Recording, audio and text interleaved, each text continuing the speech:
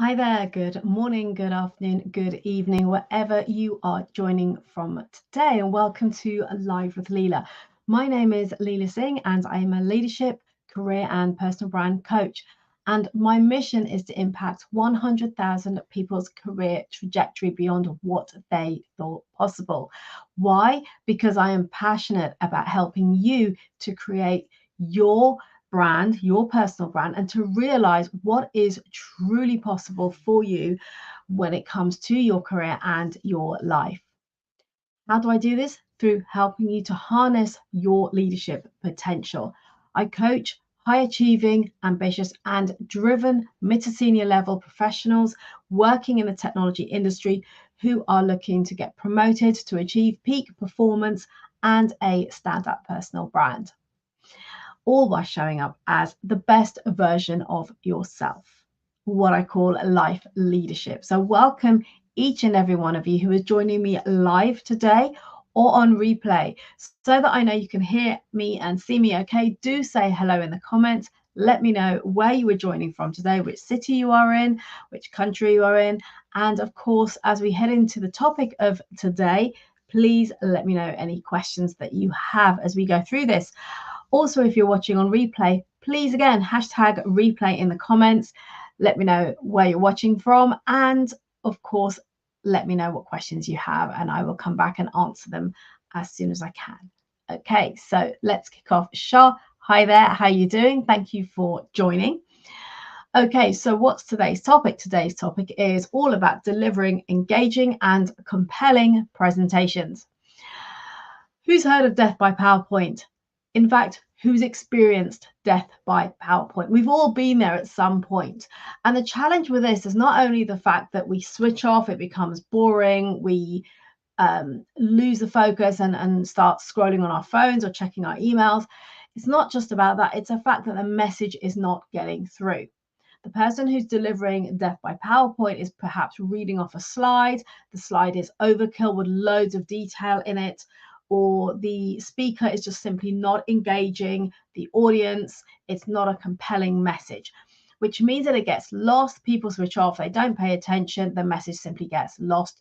And also for you as a speaker, it isn't positioning you as an authority in your field. So, what is the alternative? The alternative is having the ability to deliver engaging and compelling presentations which can markedly accelerate your career trajectory. And that is why I'm speaking about that today. So, here's the thing with this: outstanding presentations are, and the skills that come with that are a powerful tool for anyone who needs to speak in front of an audience, whether it was in your career, in your business. Why? Because it helps you to be able to position yourself as an authority, someone who's credible, as confident, has certainty in themselves and their subject matter, and also stand out in your role within your team, within your organization. So, why is effective communication important? Communication skills, presentation skills, moreover, are often overlooked by many who receive what I call superficially positive feedback. Why am I saying this? Because I've had many clients over the years who, when we've touched upon this topic and I've asked whether we'd like to look at that as something to develop on and to improve on, often I've had the feedback that actually, oh no, I've always had really great feedback on my presentations. However, the feedback has come from people who are perhaps not trained in public speaking, who feel that whatever they've seen is the best it can be, and that's it. By the way, I'm guilty of that in the sense that I've had that feedback when I was in the corporate space, that when I sort of feedback on my presentations, often I'd be told, yeah, it was really good. It was really good. So I thought, okay, yeah, I'm good at them. But actually, we can always improve. Even if we're at the best, we can always improve by 1%. So here's the thing. If you have received that feedback that you are really good when it comes to public speaking, that's fantastic. I invite you to look at and explore how you can be even better. Because often the feedback comes from people who, as I said, that's their experience of it. It's a good presentation, but is it actually compelling? Is it delivering the message across eloquently and making an impact? And that is what we want when we want to leave people with a certain feeling, making a particular decision, whatever the outcome is, we want that to be effective. So be mindful of superficial positive feedback. And the reason I'm sharing that point with you is because I had a client recently who said that to me a few months ago. And so we parked it. We thought, okay, it's not really something that needs to be explored. However, when he then shared with me that he had just recently delivered a presentation and it was online, it was recorded, I said, okay, let's have a look at it. And to be fair, it was good presentation compared to many. However, it could have been 100 times better. And he recognized that after we broke it down and went through it step by step and looked at the various components of it to see what could have been improved. And now he's able to deliver the very same presentation in a far more compelling and engaging way than was done originally. So this is why effective communication is important, because it's often overlooked in terms of the skills and the ability. When dissected, when it's pulled apart in the way that I have done with many of my clients over the years, you can go from a good speaker to a great speaker, and you can get to elevate your delivery to a level that not only informs people, but also captivates your audience and persuades and influences them as well. It also positions you well when it comes to your career, because as I said, you're seen as someone who's confident, who's articulate, who can eloquently convey your information. You can get your message across in a compelling and engaging way. You can hold the room, you can control that room and have people solely focused on you and not even thinking about scrolling their phones or checking their emails. And that is what you want. And as we know, let me ask you, do you fear public speaking? Does it create anxiety, nervousness, dread? What is the feeling that comes up for you? You may be aware that 75% on average of people fear public speaking, also known as glossophobia. And this leads to people shying away from wanting to present in front of an audience, or when they have that opportunity to do so, they'll often talk very, very quickly, simply because they just want to be able to sit back down again and take the attention off of themselves, the nerves and the focus on themselves and how they're feeling, how they're looking, how they're sounding, whether they remember the content that they're sharing, what people are thinking about them, so people's judgment and opinions. All of that noise is occurring in here, and that is what creates a lot of the anxiety and the stress and the fear. It's all about the judgment, the self-judgment, the judgment from others, the opinions, the criticism and the self-criticism. All of that is what creates that feeling of anxiety, of stress, of fear, of actually simply not wanting to have to get up in front of an audience and speak. Here's the thing with that. When we take the focus away from ourselves and onto our audience and onto our message and onto our outcomes for the presentation, then we're taking the focus away from ourselves and away from the things that are creating and causing that stress, anxiety, and fear. So that is something I invite you to consider going forward when it comes to standing up and speaking in front of an audience. Focus on your outcomes, focus on your audience, focus on your message. The transformation that this creates can lead to that reduced anxiety and feeling so much more relaxed. And in your presentation, your engagement, your rapport will come across, your professionalism, your engagement with the audience, the passion, the impact, the inspiration, the influence, all of those things will come through far more easily when we're not focused on ourselves, when the anxiety is diminished because we've shifted our focus. And most importantly, we then create a memorable and an impactful experience for our audience, which is what you want. Would you agree? Let me know in the comments. Why does this matter? Consider this. You have two teams tasked with the same sales pitch to a potential client. The same product, the same price, the same delivery time. And one team drones through the slides, reading off of them in monotone, perhaps, not really looking at the audience or engaging with them, asking questions, getting their input, getting their feedback as you're going through the information, asking questions and so forth. While the other team engages in a way that actively brings the audience into that experience. Who would you more likely choose to buy from?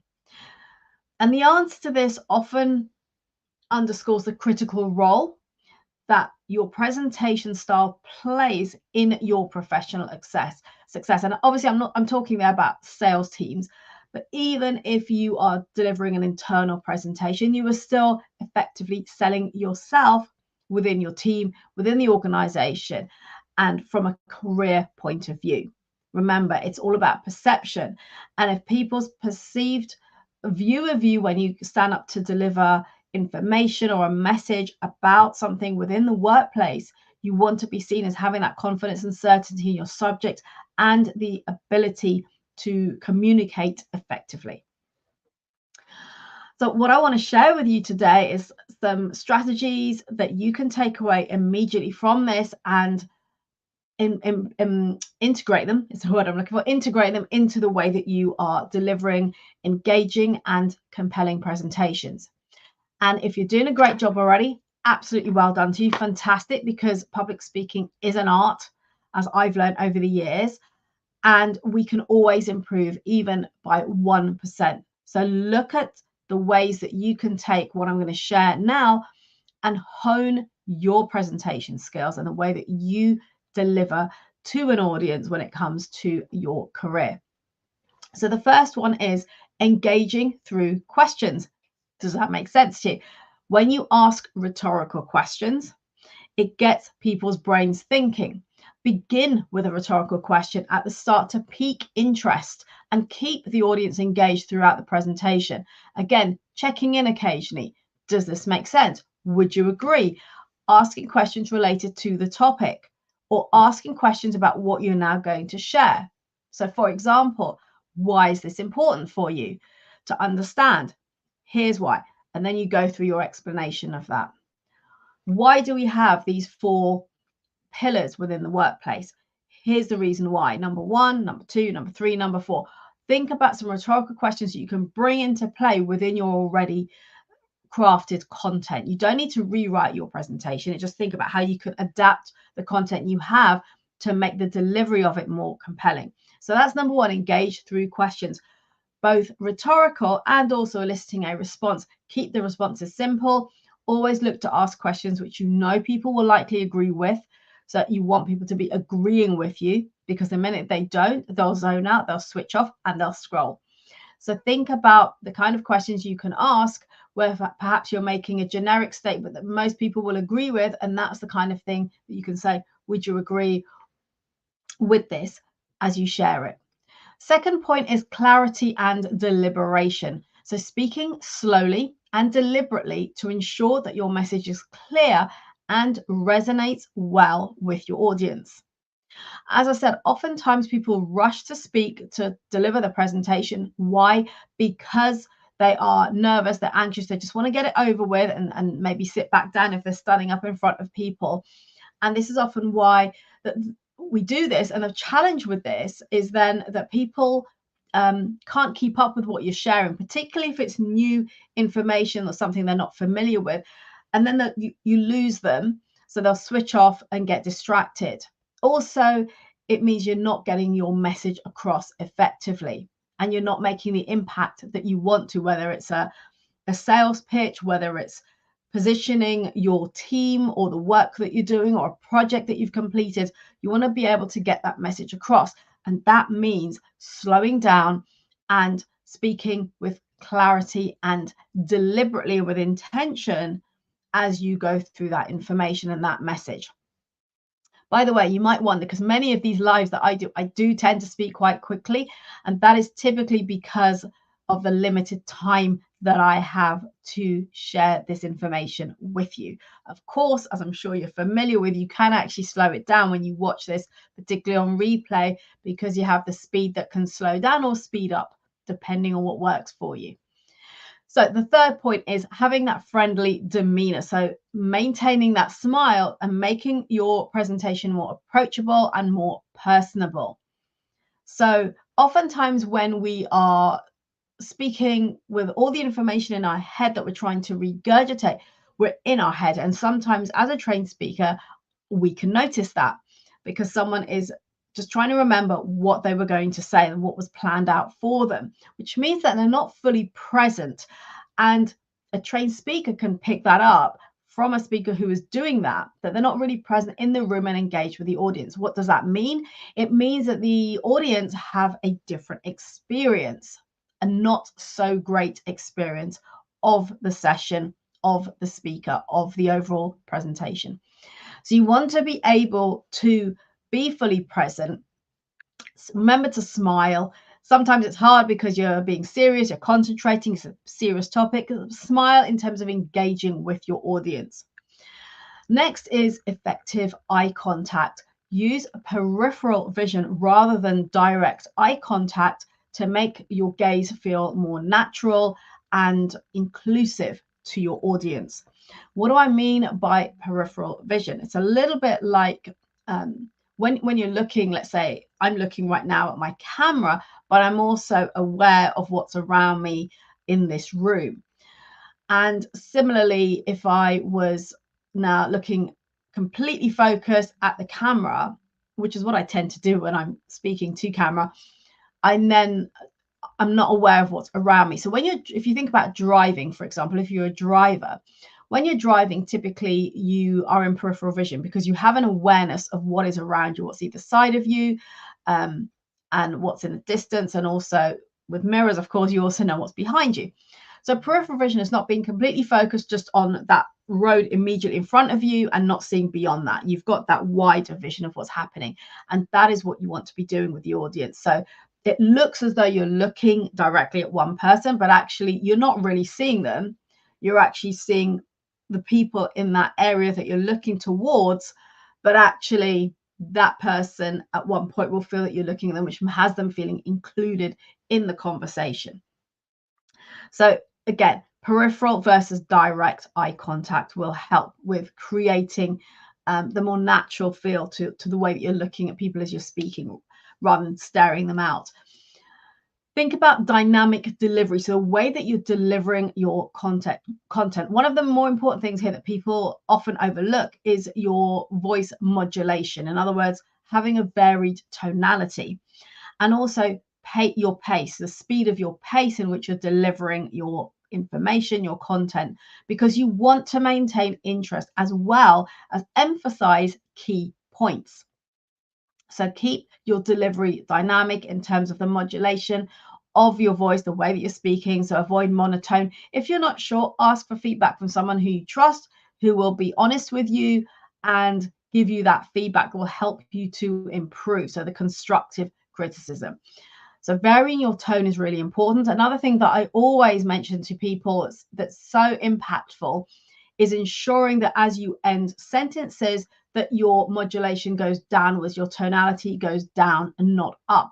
What I mean by that is if you're familiar, for example, with certain accents, the Australian accent is an example of this, where often people's tone will go up at the end. So sometimes even though they're making a statement, it may sound like a question. Now, if you do that when you're presenting, the challenge this brings is that it sounds as though you may be uncertain in what you're saying. So it's lacking certainty, you're lacking confidence. So you go up in your tonality towards the end of a statement. Obviously, if it's a question, you can do so. But if you're making a statement, you do not want to then have your tonality going up at the end as if it sounds like a question. You want to go down. So you sound like you're making your statement with impact and with confidence and with certainty. So that's dynamic delivery. And then visuals, when it comes to the visuals in your slides. So visuals over text.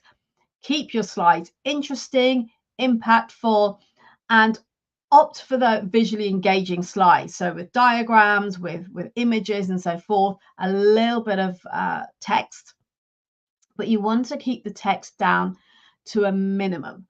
Why? Because the focus is on the message from you. If you put everything on the slide, you might as well just put the slides up and let people read them themselves. Also, if you have too much information on your slides, you will likely be inclined to read off of the slides, which is not a great look. It's okay to look up and refer to your bullet points, but you don't want to be reading from your slides. So your text in your slides act as a prompt for you rather than a script. This is really important. And then you want to have some visual images or diagrams to support what you're sharing, and also keep the slides interesting, but not have people zone out from what you're saying to now stare at the slides and look at all of the images and read all the content like this and not be listening to you. So really think about getting that balance when it comes to slide preparation. And then interactive elements as well. So think about how can you incorporate elements that encourage your audience to interact with you or with each other. Maybe you have a little breakout where they speak to the person next to them.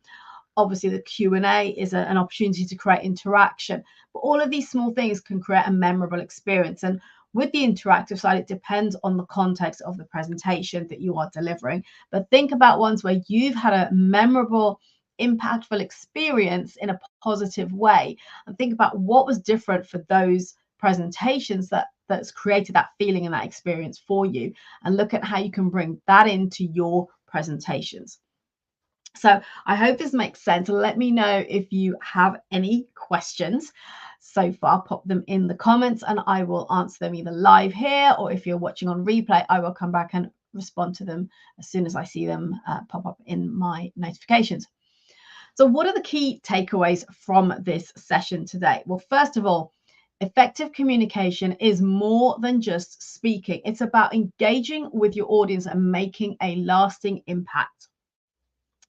Simple strategies that I've shared with you, such as using those rhetorical questions and adjusting your voice modulation, can significantly enhance your presentation's effectiveness. So think about how you can improve that, or if it's not something you've considered before, how can you bring that into your presentations? Next, presentation slides. As I said, you want to make these visually appealing yet simple, and keep the focus on aiding the narrative rather than overshadowing it. This is really important. And of course, building rapport with your audience, maintaining a calm and composed demeanor, which means you're not coming across as being really nervous and anxious, can greatly influence your audience perception of you and the receptiveness of you and your message. All of this is important, particularly if you're someone in your career who's looking to move up the ranks, to get promoted, to step into leadership.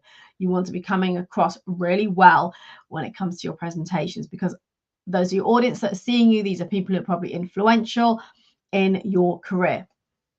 And the ultimate goal here is to leave your audience with a memorable experience that showcases not only your expertise, but also your ability to effectively communicate, as well as enhancing your personal brand. So adopting these strategies can enable you to ensure that your presentations are not only informative, but they also drive engagement, influence, and career progression. Think about the presentations that you've experienced where you've come away thinking, oh, wow, that was so good. It's not only about the content, it's about the way it's been delivered. It's about the experience that you've had. So how can you bring those things into your own presentations? And remember, it's not what you say, but how you say it that makes the difference, that creates the impact. So this is where I want you to really critique your presentation skills and look at the gaps, look at the things that I've shared today that maybe you've not considered before, and look at the tweaks that you can make to hone your presentation style, so the next time it really stands out, you deliver a compelling message that has people wanting to hear more from you. And ultimately, what I want to end with here is this: transforming your presentation skills from being death by PowerPoint, from being mundane to being memorable, is a strategic advantage when it comes to the competitive working landscape. You want to be able to stand out. So as you refine your approach and implement the techniques that I've shared here today, you'll find that your career advancing is your ability to communicate effectively, which will distinguish you from your peers. Again, any questions you have on this, do let me know. And watch this again, take some notes of the strategies and the techniques that I've shared with you today. Go away and practice them in front of a mirror, practice them with a colleague perhaps, or a friend that you can trust who will give you some critical feedback that was helpful for you to be able to improve and enhance your presentation style. I'd love to hear your takeaways from this, your biggest insight, your biggest learning, and any gaps that you might have identified that is now the time for you to develop and work on. Before I finish off today, a couple of reminders as always. If you haven't already done so, then do please grab your copy of the Personal Brand Playbook. This is something I have put together. It's in depth. It goes through the 6 key pillars of creating your own impactful personal brand. In other words, how you show up in person in the workplace. So it goes through in detail explaining each of them and why they're important. It provides you with brand assessments. You can assess yourself to where you are right now, similar to what we've done today with the communication. And it will also provide you with some strategies and techniques that you can take away and implement immediately to start to develop on that particular area, that particular pillar within the personal branding. So that's number 1. So do grab your copy of that. The link will be in the comments shortly. And secondly, please head over to my YouTube channel and subscribe to it, where you will get a wealth of content like this that can help you to grow, to develop your career, to step into leadership, and also to listen and engage with the interviews that I've had with incredible leaders from the technology industry who have generously shared their knowledge, their expertise, their career journey, the obstacles that they've overcome, the challenges they face, how they've dealt with that, and actually just showing us what is possible when it comes to your career. So please do check that out. Share it with others who could benefit from this content and subscribe to it. I would really appreciate that. Until next time, same place next week. Remember to harness your potential, to elevate your performance, and to strive towards your personal and professional growth. Pursue that next role, that next promotion, that next opportunity. I invite you to do so by showing up as the best version of you. Take care, have a great rest of the week, and I will see you next Tuesday.